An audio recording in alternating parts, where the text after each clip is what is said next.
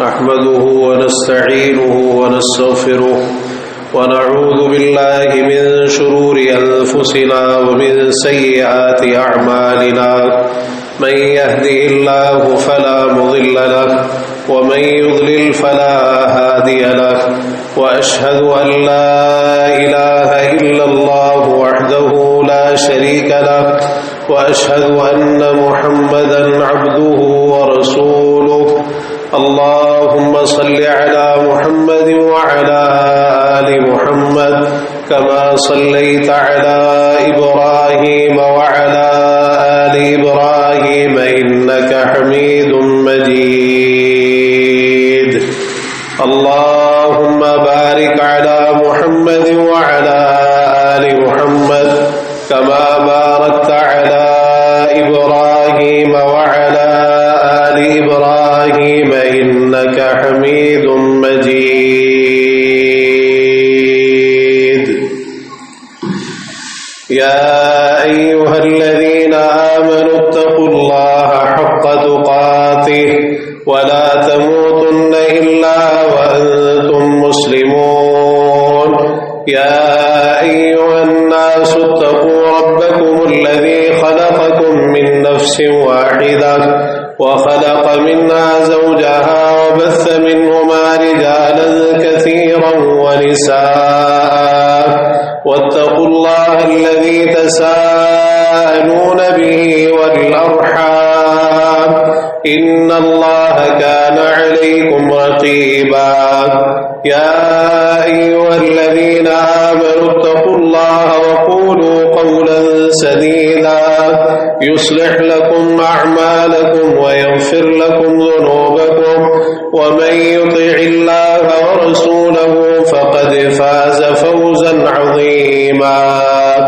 أما بعد فإن أصدق الحديث كتاب الله وأحسن الهدي هدي محمد صلى الله تعالى عليه وآله وسلم وشر الأمور محدثاتها وكل محدثة بدعة وكل بدعة ضلالة وكل ضلالة في النار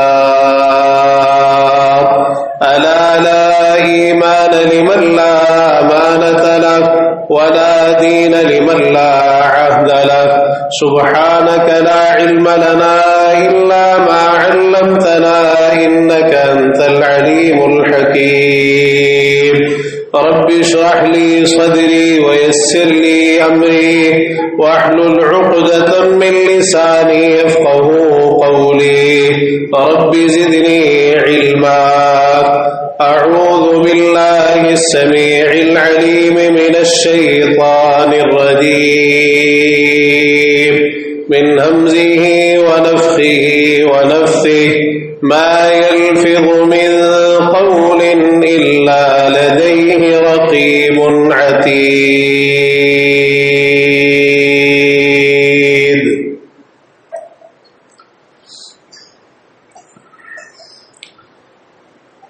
ہر قسم کی تحمیدات، تسبیحات، تقدیسات، تمجیدات، تحلیلات، تکبیرات اور عبادات کے لائق صرف اور صرف اللہ وحدہ لا شریک، احکم الحاکمین، ارحم الراحمین، احسن الخالقین، ذو الجلال والاکرام ہے۔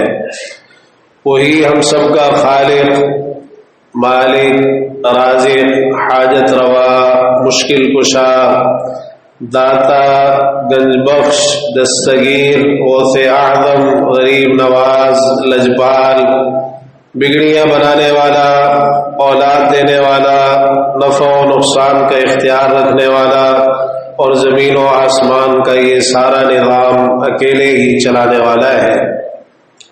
درود و سلام ہو امام الانبیاء والمرسلین، سید الاولین والآخرین، شفیع المذنبین، رحمت للعالمین، ہم سب کے رہبر و رہنما، مقتدا و پیشوا، امام اعظم، قائد اعظم، رہبر اعظم جناب محمد رسول اللہ صلی اللہ تعالی علیہ وآلہ وسلم کی ذات گرامی پر کہ جنہیں اللہ رب العزت نے میرے اور آپ کے لیے قیامت تک آنے والے انسانوں کے لیے اسوہ حسنہ بہترین نمونہ بنا کر مبعوث فرمایا اور اپنی محبت، رحمت، مغفرت، جنت اور ہدایت کو آپ کی اتباع اور پیروی کے ساتھ لازم کر دیا ہے۔ عزیز بھائیوں، بزرگوں، نوجوان ساتھیوں، قابل احترام دینی ماں اور بہنوں، بہت بڑی ذمہ داری اللہ تعالیٰ نے ہم پر عائد کی ہے کہ ہم اپنا تزکیہ کریں، اپنے آپ کو پاک کریں تمام غلط چیزوں سے، گناہوں سے، اللہ کی نافرمانی والے کاموں سے۔ قد افلح من زکاہا وقد خاب من دساہا، جس نے اپنے آپ کو پاک کر لیا وہ تو یقیناً کامیاب ہو گیا، اور جس نے اپنے آپ کو آلودہ کر دیا گناہوں سے، اللہ کی نافرمانیوں سے، اپنی طرف کوئی توجہ نہیں کی، اپنا تزکیہ نہیں کیا، فرمایا یقیناً یہ ناکام اور نامراد ہوا۔ ایک بہت بڑا مقصد ہے یہ دین کا، اسلام کا، شریعت کا، کہ انسان کو غلط عقائد، افکار، نظریات، غلط قسم کے اخلاق، عادات اور غلط معاملات، ان سب چیزوں سے دور رکھا جائے اور انسان ان چیزوں سے باز رہے۔ پیارے پیغمبر جناب محمد رسول اللہ صلی اللہ تعالی علیہ وآلہ وسلم نے بالخصوص جہاں عقائد کے تعلق سے آپ نے توجہ دلائی، وہاں وہ چیزیں جو انسان کے اندر بگاڑ پیدا کرتی ہیں، اس کو اللہ سے دور کرتی ہیں، دل کو سخت کرتی ہیں، نیکیوں کو ضائع کرتی ہیں، انسان کو شیطان کا ساتھی بناتی ہیں، تباہ اور برباد کر کے رکھتی ہیں، آپ نے ایک ایک چیز کی نشاندہی کر کے ان سے منع فرمایا اور ان سے روکا۔ اور آج ایک ایسی چیز کا ہم ذکر کرنے جا رہے ہیں جو ہمارے معاشرے کے اندر اس قدر عام ہو چکی ہے، حالانکہ وہ چیز ہے تو بڑی خطرناک، زبان کا معاملہ ویسے ہی بڑا حساس ہے۔ اللہ تعالیٰ نے بطور خاص قرآن مجید کے اندر فرمایا ما یلفظ من قول الا لدیہ رقیب عتید، جو لفظ بھی انسان کی زبان سے نکلتا ہے اس کو لکھنے کے لیے ہر وقت ایک نگہبان تیار ہوتا ہے۔ فرشتے مقرر کر دی اللہ تعالیٰ نے، ان کی ڈیوٹی لگا دی، جہاں وہ انسان کے اعمال لکھتے ہیں وہاں اس کے اقوال بھی لکھتے ہیں۔ جو لفظ زبان سے نکلتا ہے، جو ہی وہ زبان سے باہر آیا فوراً فرشتہ اس کو لکھ لیتا ہے، اپنے پاس محفوظ کر لیتا ہے۔ یہ بول بھی زبان کے لکھے جا رہے ہیں۔ چونکہ بہت زیادہ بے احتیاطی، غفلت اور لاپرواہی زبان کے معاملے میں ہے، اور انسان یہ سمجھتا ہے کہ میں اپنی زبان کو جیسے چاہے استعمال کر لوں۔ اللہ تعالیٰ نے متنبع فرمایا کہ ہم نے فرشتے مقرر کر رکھے ہیں، بات کرنی ہے تو سوچ سمجھ کے کرنا کہ یہ تمہارے نامہ اعمال میں لکھی جائے گی اور کل قیامت کے دن تمہارے سامنے آئے گی، اللہ تعالیٰ نے اس پر تم سے حساب لینا ہے۔ عزیز بھائیوں، ایک بڑی خطرناک اخلاقی بیماری، ایک معاشرتی ناسور، وہ گالی ہے، گالی گلوچ، برا بھلا کہنا۔ گالی اور کسی کو برا بھلا کہنا یہ اصل میں کسی کی عزت کے تعلق سے، جو رسول اللہ صلی اللہ علیہ وسلم نے ذکر فرمایا کہ ایک مسلمان کے لیے دوسرے مسلمان کی عزت اور آبرو حرام ہے، تو کسی کو بے عزت کرنا اور اس کی عزت گھٹانے کی کوشش کرنا، اس کی ایک صورت یہ بھی ہے کہ کسی کو برا بھلا کہا جائے، اس کو گالی دی جائے۔ یہ ایک بڑی خطرناک چیز ہے۔ ہم اپنے معاشرے میں آج دیکھتے ہیں کہ ایک معاشرتی ناسور بن چکا ہے، گالی کئی لوگوں کا تکیہ کلام بن چکی ہے، بات بات پر ان کی زبان سے گالیاں نکلتی ہیں، بات بعد میں کرتے ہیں، گالی پہلے دیتے ہیں، کسی کو مخاطب کرتے ہیں تو گالی کے ساتھ ذرا سا کچھ مسئلہ ہو جائے زبان سے گالیاں نکلنی شروع ہو جاتی ہیں، اگلے کو برا بھلا کہنا شروع کر دیتے ہیں اور اس کی بے عزتی ایسے انداز سے کرتے ہیں، یہ نہیں سوچتے کہ یہ جو گالیاں میں دے رہا ہوں فرشتہ لکھ رہا ہے، یہ ساری میرے نامہ اعمال کے اندر لکھی جا رہی۔ کتنا خطرناک نقصان ہے گالی دینے کا، کسی کو برا بھلا کہنے کا، کہ فرشتہ لکھتا ہے۔ سب سے پہلی چیز فرشتہ لکھ رہا ہے۔ آپ اگر گالیاں دے رہے ہیں، آپ کا تکیے کلام گالی ہے، اور کئی لوگ کہتے ہیں خاص طور پر نوجوان نسل اور بوڑھے بھی کئی جو ہیں کہتے نہیں زبان سے نکل جاتی ہے، آپ سوچیں تو صحیح کہ وہ آپ کے نامہ اعمال میں لکھی جا رہی، تو گالیاں لکھوا رہے ہیں اپنے نامہ اعمال میں۔ قیامت کے دن آپ کا نامہ اعمال سامنے آئے گا، اللہ تعالیٰ فرمائے گا اقرا کتابک، اپنا نامہ اعمال پڑھ لے، تو گالیاں پڑھیں گے آپ کہ میں تو ساری زندگی گالیاں ہی دیتا رہا، کسی کو کچھ کہا، کسی کو کچھ کہا، کسی کو کسی انداز میں، کسی کو کسی انداز میں۔ کفا بنفسک اليوم علیک حسیبا، آج اپنا حساب کرنے کے لیے تو خود ہی کافی ہے۔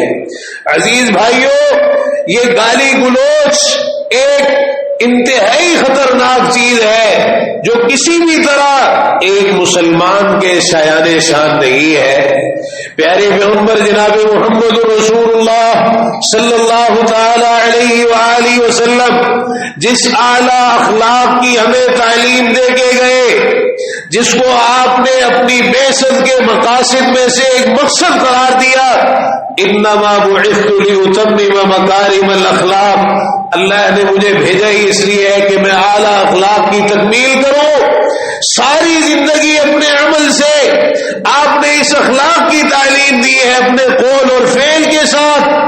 تو سیدنا انس بن مالک رضی اللہ تعالی عنہ بیان فرماتے ہیں لم یکن النبی صلی اللہ علیہ وسلم سبابا ولا فحاشا ولا لعانا، پیارے پیغمبر جناب محمد رسول اللہ صلی اللہ علیہ وسلم کسی کو برا بلا نہیں کہا کرتے تھے، آپ گالیاں نہیں دیا کرتے تھے، بےہودہ گفتگو نہیں کیا کرتے تھے، ایسی گفتگو جو شرم و حیا سے گری ہوئی ہو، اخلاق اچھے اخلاق کے منافی ہو، بےہودہ گفتگو آپ نہیں کیا کرتے تھے، نہ آپ لعن طعن کیا کرتے تھے۔ کان یقول لأحدنا عند المعتبہ ما له ترب جبینہ، اگر آپ ہم میں سے کسی سے ناراض ہو جاتے تو صرف اتنا جملہ ارشاد فرماتے کہ اسے کیا ہو گیا ہے، اس کی پیشانی خاک آلود ہو جائے، صرف اتنی بات ارشاد فرماتے۔ سیدنا انس بن مالک رضی اللہ تعالی عنہ جنہوں نے 10 سال پیارے پیغمبر جناب محمد رسول اللہ صلی اللہ تعالی علیہ وآلہ وسلم کی خدمت کا شرف اور اعزاز حاصل کیا، ابھی 9 عمر ہی تھے، والدہ آپ کی خدمت کے لیے چھوڑ گئی، 10 سال آپ کی خدمت کرتے رہے، خدمت النبی صلی اللہ علیہ وسلم 10 سنین، مسند احمد کی روایتیں کہتے ہیں 10 سال میں نے آپ کی خدمت کی ہے، لا واللہ ما سبنی سبتا قط، اللہ کی قسم آپ نے کبھی ایک گالی بھی مجھے نہیں دی، ایک مرتبہ بھی آپ نے کبھی مجھے برا بھلا نہیں کہا، گالی نہیں دی۔ آپ کے خادم ہیں، مختلف کام آپ ان کے ذمے لگاتے، اور اتنا اچھا رویہ، اتنا اعلیٰ برتاؤ اور اس قدر حسن سلوک، آج تو کئی لوگوں نے اس کو اپنا معمول بنا لیا ہے نا، کوئی ماتحت ہے، خادم ہے، ملازم ہے، کسی کو کام سکھا رہے ہیں، کام سیکھ رہا ہے، بات بات پہ گالی دینا اور گالی کے ذریعے مخاطب کرنا، یہ مسلمان کا کام نہیں ہے، نہ یہ وہ اخلاق ہے جو ہمیں دین نے سکھایا، دین نے یہ اخلاق سکھایا۔ 10 سال آپ کی خدمت کی ہے اور آپ نے کبھی ایک مرتبہ بھی گالی نہیں دی، اور کہتے گالی تو دور کی بات ہے، وَلَا قَالَ لِي اُفٍّ قَطْ، آپ نے کبھی مجھے اف تک نہیں کہا، اور اف کہنا تو دور کی بات ہے، ولا قال لشيء فعلته لما فعلت ولا لشيء لم افعله الا فعلت، میں نے کوئی کام کیا ہو، آپ نے کبھی مجھے اس کے بارے میں یہ نہیں کہا کہ یہ کیوں کیا، یا جو کام نہیں کیا اس کے بارے میں یہ نہیں کہا کہ کیوں نہیں کیا۔ پیار کے ساتھ، محبت کے ساتھ آپ سمجھا دیا کرتے تھے، سکھا دیا کرتے تھے، لیکن ہرگز یہ انداز نہیں تھا۔ اور یہی وہ چیز تھی جس سے لوگ اس قدر متاثر ہوئے، آپ کے گرویدہ ہو گئے۔ معاویہ بن حکم سلمی رضی اللہ تعالی عنہ اپنا واقعہ بیان کرتے ہیں، نماز میں کہتے ہیں ایک شخص کو چھینک آ گئی، اس نے الحمدللہ کہا، میں نے اسے یرحمک اللہ کہہ دیا کہ جس طرح عام حالات میں اگر کسی کو چھینک آئے تو اس نے الحمدللہ کہنا ہے، جو الحمدللہ سنے انہوں نے یرحمک اللہ کہنا ہے، تو کہتے ہیں میں نے یرحمک اللہ کہہ دیا۔ اب مسئلہ یہ ہے کہ چھینک اگر کسی کو نماز میں آ جائے تو الحمدللہ تو کہہ سکتا ہے لیکن ہلکی آواز میں کہے گا، لیکن دوسرے لوگوں نے جواب نہیں دینا نماز میں، کہتے ہیں میں نے یرحمک اللہ کہہ دیا۔ ہم نماز پڑھ رہے تھے، پیارے پیغمبر جناب محمد رسول اللہ صلی اللہ علیہ وسلم ہمیں نماز پڑھا رہے، صحابہ کرام رضی اللہ عنہم نے نماز ہی میں گھور گھور کر میری طرف دیکھنا شروع کر دیا۔ مقصد یہ تھا کہ یہ تم باتیں کیوں کر رہے ہو، یرحمک اللہ کیوں کہا؟ کہتے ہیں میں گھبرا گیا اور میں نے اپنا ہاتھ اپنی ران پہ مارا اور کہا میری ماں مجھے گم پائے، کیا ہو گیا تم سب میری طرف کیوں دیکھ رہے ہو؟ نماز میں یہ جملے بھی کہہ ڈالے۔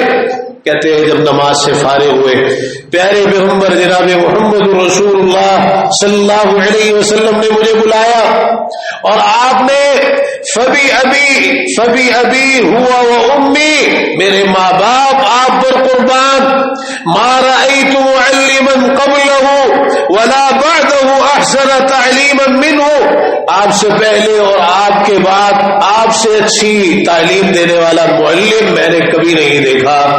فواللہ ما قہرنی ولا ضربنی ولا شتمنی، اللہ کی قسم آپ نے مجھے ڈانٹا نہیں، مارا نہیں، برا بلا نہیں کہا، صرف اتنا فرمایا کہ یہ نماز ہے، نماز میں جس طرح عام حالات میں لوگ باتیں کرتے ہیں اس طرح کی باتیں مناسب نہیں ہوتی، یہ نماز اللہ کے ذکر کے لیے اور قرآن کی تلاوت کے لیے ہوتی ہے۔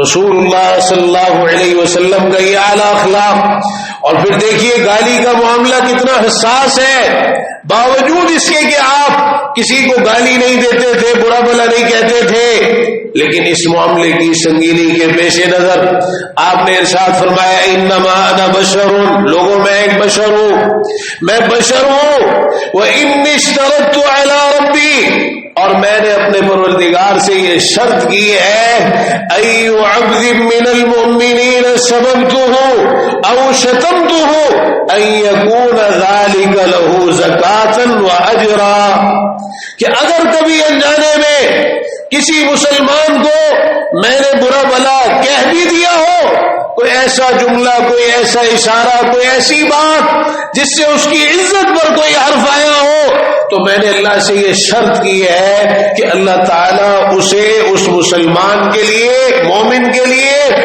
پاکیزگی اور اجر کا باعث بنا دے۔ اللہ تعالیٰ سے میں نے دعا کی، یہ شرط لگائی ہے کہ یا اللہ اگر کبھی کوئی ایسی بات کسی مسلمان کو میں نے کہہ بھی دی ہو تو میری اس بات کو اس کے لیے گناہوں سے پاکیزگی کا اور اجر و ثواب کا، اور دوسری روایات میں ہے اپنی رحمت کا اور اپنے قرب کا ذریعہ بنا دینا۔ عزیز بھائیوں، جو چیزیں انسان کی نیکیوں کو تباہ کرتی ہیں ان میں گالی دینا بھی شامل ہے۔ اگر انسان اس کو اپنی عادت بناتا ہے تو یہ اتنی خطرناک چیز ہے۔ رسول اللہ صلی اللہ علیہ وسلم نے اپنی امت کے مفلس کا ذکر کیا، جب صحابہ سے فرمایا تدرون ما المفلس، صحابہ جانتے ہو مفلس کون ہے؟ کہنے لگے مفلس تو وہ ہے جس کے پاس نہ درہم ہے اور نہ ساز و سامان مال و متاع ہے۔ فرمایا نہیں، میری امت کا مفلس وہ ہے جو قیامت کے دن روزے بھی لائے گا، نمازیں بھی لائے گا، زکوٰۃ بھی لائے گا، وَيَأْتِي قَدْ شَتَمَ هَذَا، ایک شخص آئے گا اس نے اس کو گالی دی ہوگی. مختلف لوگ آئیں گے جو اس کے خلاف دعوے کریں گے، اللہ کی بارگاہ میں التجا کریں گے، یا اللہ اس نے ہمیں نقصان پہنچایا، ہم پر ظلم کیا، زیادتیاں کی. تو مختلف صورتیں 5 چیزیں آپ نے ذکر فرمائی، ان میں ایک گالی دینا بھی شامل ہے کہ اگر اس نے ناحق کسی کو گالی دی ہے وہ بھی آئے گا اور کہے گا پشتم ہذا، یا اللہ اس نے مجھے گالی دی تھی. پھر اس کو اس کی نیکیاں اس کو دی جائیں گی جس کو اس نے گالی دی ہے، اور اگر نیکیاں نہیں ہوگی تو اس کے گناہ اس پر لاد دیے جائیں گے. نتیجہ کیا ہے؟ اونٹے منہ جہنم کی آگ میں پھینک دیا جائے گا. والعیاذ باللہ. گالی دینا جاہلیت کے کاموں میں سے ہے. اگر کوئی گالیاں دیتا ہے اس کا مطلب ہے اس کے اندر ابھی جاہلیت موجود ہے. رسول اللہ صلی اللہ علیہ وسلم نے اس پر اتنی سخت تنبیہ فرمائی. سیدنا ابو ذر رضی اللہ عنہ، غلام ساتھ ہے، جو لباس خود پہنا ہے اپنے غلام کو بھی وہی پہنایا ہوا ہے. صحیح بخاری میں معرور بن سوید رحمہ اللہ کہتے ہیں مجھے بڑا تعجب ہوا، ربضہ کے مقام پہ ملاقات ہوئی، میں نے دیکھا جو لباس خود پہنا ہے وہی اپنے غلام کو پہنایا ہے، کوئی فرق نظر نہیں آ رہا. تو میں نے وجہ پوچھ لی، کہنے لگے بات یہ ہے صابت رجلا فعیرته بأمه، ایک شخص کو میں نے برا بلا کہا اور اس طرح کہا کہ اسے اس کی ماں کی عار دلائی. اس کی ماں سیاہ تھی، میں نے اسے اس کی ماں کی عار دلائی ہے، سیاہ عورت کے بیٹے. شارحین نے اس کی وضاحت کی ہے دوسری روایات کی روشنی میں. تو کہتے ہیں رسول اللہ صلی اللہ علیہ وسلم کو پتہ چل گیا. آپ نے فرمایا یا ابا ذر انک امرؤ فیک جاہلیہ، ابو ذر تم ایسے آدمی ہو جس کے اندر ابھی بھی جاہلیت باقی ہے، یہ جاہلیت کے کام ہے. تم نے اسے اس کی ماں کی عار دلائی. عیرتہ بأمہ، فرمایا اخوانکم خولکم، یہ تمہارے بھائی تمہارے ماتحت ہیں. جعلہ اللہ تحت ایدیکم، اللہ نے انہیں تمہارا ماتحت بنایا ہے. تمہارا رویہ تو ان کے ساتھ یہ ہونا چاہیے فمن کانت اخوہ تحت یدہ فلیطعمہ مما یاکل وليلبسہ مما یلبس، جو خود کھاؤ انہیں بھی کھلاؤ، جو خود پہنو انہیں بھی پہناؤ. ولا تکلفوہم ما یغلبہم، انہیں ایسا کام نہ کہو جو ان کی طاقت سے باہر ہو، اور اگر ایسا کام کہہ بھی دو تو خود بھی ان کی مدد کرو، ساتھ ان کے ساتھ تعاون کرو، اس کام کے کرنے میں ان کی مدد کرو. آپ نے خاص طور پر ایسے لوگوں کے تعلق سے بڑی سخت تنبیہ فرمائی. ایک حدیث میں بیوی کے تعلق سے آپ نے ارشاد فرمایا، ایک صحابی نے پوچھا اللہ کے رسول صلی اللہ علیہ وسلم، معاویہ القشیری رضی اللہ عنہ کہتے میں نے عرض کی، سنن نبی داؤد کی روایت ہے، ما حق زوجتی احدنا علی، ہم میں سے ایک ہی بیوی کا ہم پر کیا حق ہے؟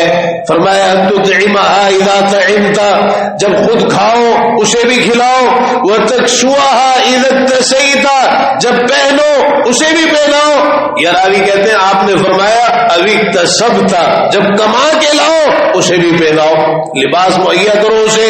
ولا تضرب الوجہ، اس کے چہرے پہ نہ مارو. ولا تقبح، برا بلا نہ کہو، گالیاں نہ دو. ولا تہجر الا فی البیت، نہ چھوڑو اسے مگر گھر میں. اگر کوئی مسئلہ ہے بھی تو گھر کی 4 دیواری کے اندر آپس میں اس کو حل کرنے کی کوشش کرو، باہر کسی سے اس کا ذکر نہ کرو. تو آپ نے خاص طور پر برا بلا کہنے سے منع فرمایا. ولا تقبح، چونکہ یہ چیزیں لوگوں کے اندر پائی جاتی ہیں. بیوی کو گالیاں دینا، بچوں اولاد کو گالیاں دینا، اور بات پر کسی کو کچھ کہنا، یہ جو جملے زبان سے نکلتے ہیں نا، امام نخعی رحمہ اللہ فرماتے ہیں اگر کوئی شخص کسی کو کہتا ہے یا حمار، یا خنزیر، اے گدھے، اے خنزیر، تو کہتے ہیں قیامت کے دن اس شخص کو کہا جائے گا، اللہ تعالیٰ فرمائے گا ارأیتنی خلقتہ حمارا ارأیتنی خلقتہ خنزیرا، مجھے بتا کیا میں نے اسے گدھا پیدا کیا تھا یا میں نے اسے خنزیر پیدا کیا تھا؟ بات پہ تو اسے گدھا بولتا ہے، خنزیر بولتا ہے، اس قسم کے الفاظ یا کوئی کسی کو کتا کہے یا اور کسی جانور سے تشبیہ دے کر اس کو برا بھلا کہے، گالی دے، اللہ تعالیٰ قیامت کے دن پوچھے گا بتا کیا میں نے اس کو گدھا پیدا کیا تھا یا میں نے اس کو خنزیر پیدا کیا تھا؟ کتنا سخت یہ معاملہ ہے عزیز بھائیو۔ اللہ نے انسان کو پیدا کیا اور پھر مسلمان، اسلام کی وجہ سے ایک مسلمان کو اتنی عزت ملتی ہے، اتنا شرف اور اتنا مقام حاصل ہوتا ہے، اور کوئی کسی مسلمان کے بارے میں غلیظ لفظ استعمال کرے، غلیظ جملہ بولے۔ رسول اللہ صلی اللہ علیہ وسلم نے اس چیز کو نفاق کی ایک علامت قرار دیا ہے۔ اگر کوئی اپنے آپ کو پرکھنا چاہتا ہے تو اپنے اخلاق کو چیک کرے، اگر یہ چیز اس کے اخلاق میں ہے کہ وہ گالیاں دیتا ہے، اس کا مطلب یہ ہے کہ یہ نفاق کی خصلت اس کے اندر موجود ہے۔ اربع من کان فیہ، اربع من کن فیہ کان منافقا خالصا، چار چیزیں ایسی ہیں جس کسی کے اندر موجود ہو خالص منافق۔ ومن کا، وہ منافق بننے کے لیے کوئی لمبی چوڑی لسٹ نہیں ہے، اگر یہ چار چیزیں بھی ہوں تو آدمی پکا منافق ہوتا ہے، کیونکہ بہت ساری جو خرابی اور منافقوں کے جو اوصاف ہیں وہ انہی چار چیزوں سے تعلق رکھتے ہیں۔ ومن كانت فيه خصلة منهن كانت فيه خصلة من النفاق حتى يدعها، فرمایا جس کسی کے اندر ان میں سے ایک خصلت ہے تو اس کے اندر نفاق کی ایک خصلت ہے جب تک اس کو چھوڑ نہ دے۔ تو ان چار چیزوں میں آپ نے ایک چیز یہ بھی بیان فرمائی، اذا خاصم فجر، جب لڑائی جھگڑا کرتا ہے تو گالیاں دیتا ہے، بےہودہ کوئی کرتا ہے، بد زبانی پر اتر آتا ہے، گالم گلوچ شروع کر دیتا ہے، یہی گالیاں ہوتی ہیں جو بہت بڑی لڑائی اور جھگڑے کا سبب بنتی ہے۔ زبان سے نکلی ہوئی ایک گالی کتنے گھر اجاڑتی ہے، کتنے خاندان تباہ کرتی ہے، حتیٰ کہ بعض اوقات قتل تک نوبت آ جاتی ہے، انسان اپنے ہوش و حواس کھو بیٹھتا ہے۔ گالی کے بڑے خطرناک نتائج۔ صحیح مسلم میں ایک واقعہ ہے، رسول اللہ صلی اللہ علیہ وسلم کے پاس ایک شخص کو لایا گیا، قاتل جس نے کسی کو قتل کیا۔ آپ نے اس سے پوچھا تو نے قتل کیا ہے؟ کہتا ہے ہاں میں نے قتل کیا ہے۔ پوچھا کیوں قتل کیا ہے، وجہ کیا ہوئی، کیا ایسا کام کیا اس نے کہ تو نے اس کو قتل کر دیا؟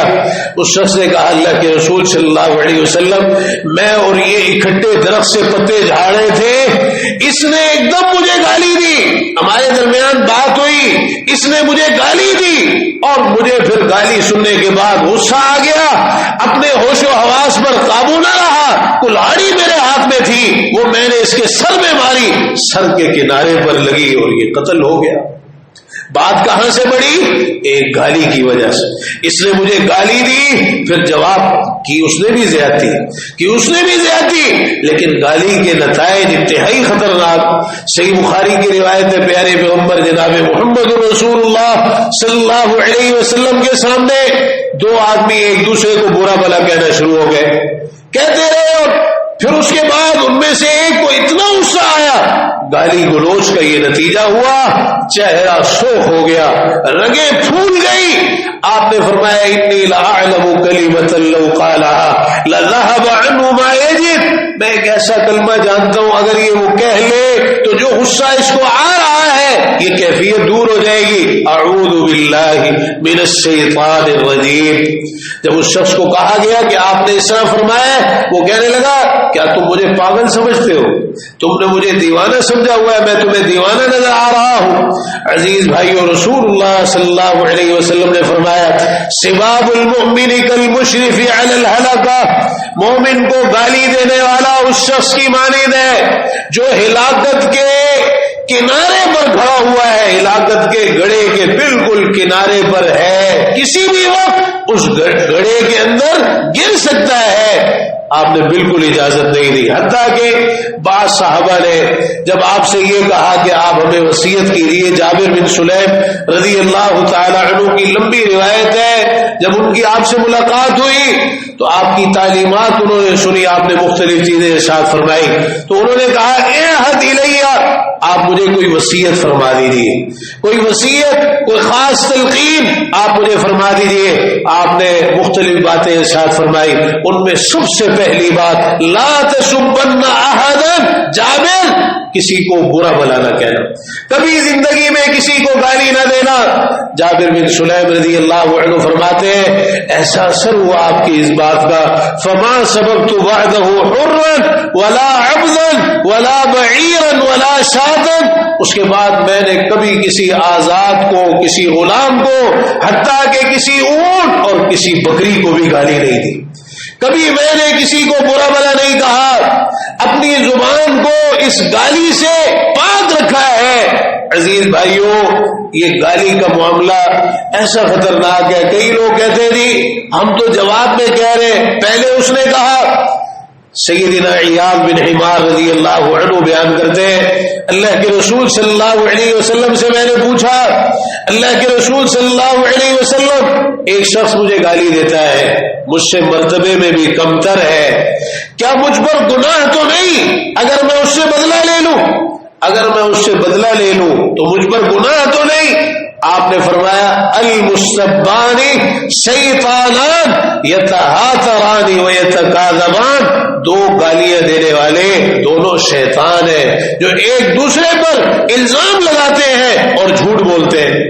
الزام لگاؤ گے نا، جھوٹ بولو گے، تم اس کو کچھ کہو گے جواب میں گالی دو گے، نہیں، گویا آپ نے بڑے سخت انداز میں منع فرمایا کہ نہیں، اگر اس نے تمہیں گالی دی ہے پھر بھی نہیں۔ ایک دوسری حدیث میں اگرچہ آپ نے یہ فرمایا المسبان ما قال فعل البادئ منهما ما لم يعتد المظلوم، دو گالیاں دینے والے جو کچھ بھی کہتے ہیں اس کا گناہ ابتدا کرنے والے پر ہے جب تک مظلوم حد سے تجاوز نہ کرے۔ لیکن آپ نے صحابہ کی تربیت یہ فرمائی میرے پیارے صحابہ یہ ذہن نہ بناؤ کہ تم نے بدلے میں گالی دینی ہے، نہیں دینی گالی۔ المسبان شیطانان یتہاتران ویتکاذبان، اور پھر جب بدلہ لینے پہ انسان آتا ہے نا تو بہت کم ہوں گے جن کو اپنے آپ پر کنٹرول ہے، جب تک اس سے زیادہ نہ کر لے چین نہیں آتا۔ تو آپ نے منع فرمایا ہے کہ گالیاں دینے والے دونوں شیطان ہیں، ان کو شیطان قرار دیا آپ، یہ شیطان کی خصلت ہے، شیطان کی صفت ہے، گالی دینا اگر کسی کے اندر ہے فرمایا وہ شیطان ہے۔ یتہاتران ویتکاذبان، الزام لگائیں گے ایک دوسرے پر اور ایک دوسرے کے بارے میں جھوٹ بولیں گے۔ وہ دیکھیے سیدنا ابو بکر صدیق رضی اللہ عنہ ایک جگہ موجود ہے، پیارے پیغمبر جناب محمد رسول اللہ صلی اللہ علیہ وسلم کی رفاقت میں ایک شخص ان کو برا بھلا کہہ رہا ہے، پہلے تو خاموش رہے، آپ پاس ہی مسکرا رہے، جب وہ حد سے بڑھ گیا تو انہوں نے اس کو صرف چند باتیں کہی، کچھ جواب دیا تاکہ وہ خاموش ہو جائے۔ اللہ کے رسول صلی اللہ علیہ وسلم ساتھ ہے اور وہ اس طرح کی باتیں کر رہا ہے، رسول اللہ صلی اللہ علیہ وسلم وہاں سے اٹھ کر چل دیے۔ سیدنا ابوبکر صدیق رضی اللہ عنہ بڑے پریشان، کہنے لگے اللہ کے رسول صلی اللہ علیہ وسلم وہ مجھے برا بھلا کہہ رہا تھا، آپ بیٹھے ہوئے تھے، فلما رددت علیہ بعض قوله غضبت وقمت، جب میں نے اس کی کسی بات کا جواب دیا تو آپ غصے میں آ گئے اور آپ وہاں سے اٹھ کے چلے گئے۔ فرمایا ابو بکر بات یہ ہے کہ جب وہ تمہیں برا بھلا کہہ رہا تھا انہ کان معک ملک یرد عنک، تمہارے ساتھ ایک فرشتہ تھا جو اس کو جواب دے رہا تھا۔ غصہ آتا ہے نا، اگر کسی نے آپ کو گالی دی ہے، برا بھلا کہا ہے تو آپ کیا سوچیں کہ میری طرف سے فرشتہ جواب دے رہا ہے، بڑا دل کو سکون ملے گا، سارا اپنے آپ پر کنٹرول آئے گا، فرشتے کے جواب سے بڑھ کر کسی کا جواب نہیں ہو سکتا۔ تو فرمایا کہ تمہارے ساتھ ایک فرشتہ تھا جو تمہاری طرف سے جواب دے رہا تھا، تمہیں جواب دینے کی ضرورت ہی نہیں، لیکن جب تم نے اس کی کسی بات کا جواب دے دیا تو پھر وہاں شیطان آ گیا۔ فلم اکن لاقعد مع الشیطان، اب میں شیطان کے ساتھ تو نہیں بیٹھ سکتا تھا نا، اس لیے میں وہاں سے اٹھ کے چلا گیا۔ اللہ تعالیٰ سمجھنے کی توفیق عطا فرما دے۔ وآخر دعوانا الحمد للہ رب العالمین۔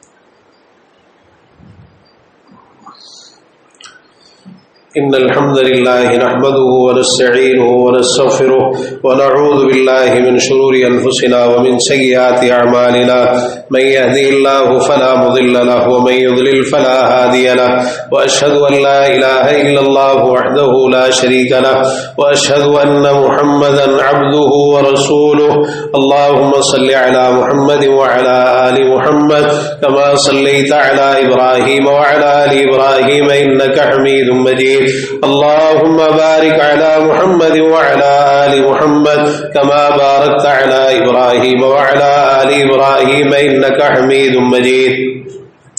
پیارے پیغمبر جناب محمد رسول اللہ صلی اللہ تعالی علیہ وآلہ وسلم نے ارشاد فرمایا من الکبائر شتم الرجل والدیہ، کبیرہ گناہوں میں یہ بھی شامل ہے کہ آدمی اپنے ماں باپ کو گالی دے. جب آپ نے یہ بات ارشاد فرمائی تو صحابہ بڑے حیران ہوئے، کہنے لگے کہ آدمی کیسے اپنے ماں باپ کو گالی دیتا ہے؟ کون ایسا بدبخت بد نصیب انسان ہوگا جو اپنے ماں باپ کو گالیاں دے؟ آپ نے فرمایا اپنے ماں باپ کو گالیاں اس طرح دے گا یسب ابا الرجل فیسب اباہ ویسب امہ فیسب امہ، یہ کسی کے باپ کو گالی دے گا وہ جواب میں اس کے باپ کو گالی دے گا، یہ کسی کی ماں کو گالی دے گا وہ جواب میں اس کی ماں کو گالی دے گا. تو یہ ایسے ہی ہے جیسے اپنے ماں باپ کو گالی دے رہا ہے. اگر اس نے کسی کے ماں باپ کو برا بھلا کہا اور اس نے جواب میں اس کے ماں باپ کو گالی دی تو گویا اس نے خود اپنے ماں باپ کو گالی دی ہے کہ اس نے یہ سبب بنا اپنے ماں باپ کو گالی دلوانے کا. تو ایسے ہی ہے جیسے خود اپنے ماں باپ کو گالیاں دے رہے. اور ایک حدیث میں فرمایا ملعون من سب ابا، وہ شخص ملعون ہے جو اپنے باپ کو گالی دیتا ہے.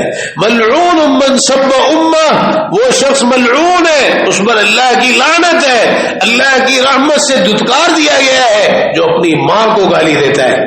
حقیقت میں کوئی اگر اپنے ماں باپ کو گالی دے تو بڑی خطرناک بات، لیکن اگر کوئی اس کا سبب بنے تو یہ بھی بڑی خطرناک چیز. کسی کی ماں بہن کو گالیاں دینا اور اس طرح یہ گالیاں جو ہمارے معاشرے کے اندر چلتی ہیں، حتیٰ کہ اگر آپ کسی کو دیکھیں کہ وہ گناہ گار ہے، فاسق انسان ہے، فاجر انسان ہے، تب بھی اس کو گالیاں نہیں دینی چاہیے.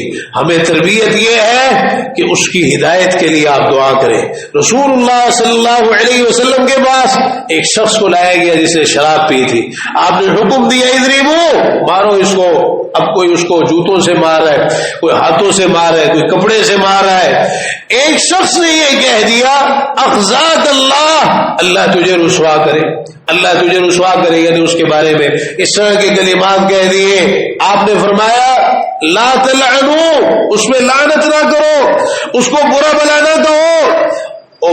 اور ایک حدیث میں آپ نے فرمایا کہ کہو اللہم اغفر لہ اللہم ارحمہ، یا اللہ اس کو معاف فرما دے، یا اللہ اس پہ رحم فرما دے. ہے تو مسلمان، ہے تو مسلمان. اگر اس نے یہ گناہ کر لیا ہے تو اس کا یہ مطلب نہیں ہے کہ اب اس کو برا بھلا کہا جائے. اور حدیث کے الفاظ ہیں کہ اس کے بارے میں شیطان کے مددگار نہ بنو. شیطان یہی تو چاہتا ہے کہ تم اس کو گالیاں دو، اس کو برا بھلا کہو اور اس طرح کی باتیں کرو. اگر فی الحقیقت یہ ایسا ہو گیا تو یہ شیطان کی کامیابی ہے. تم شیطان کے مددگار نہ بنو اس کے معاملے میں. ابو درداء رضی اللہ عنہ کا ایک شخص کے پاس سے گزر ہوا جس کو لوگ برا بھلا کہہ رہے تھے اور خوب ڈانٹ ڈپٹ کر رہے تھے.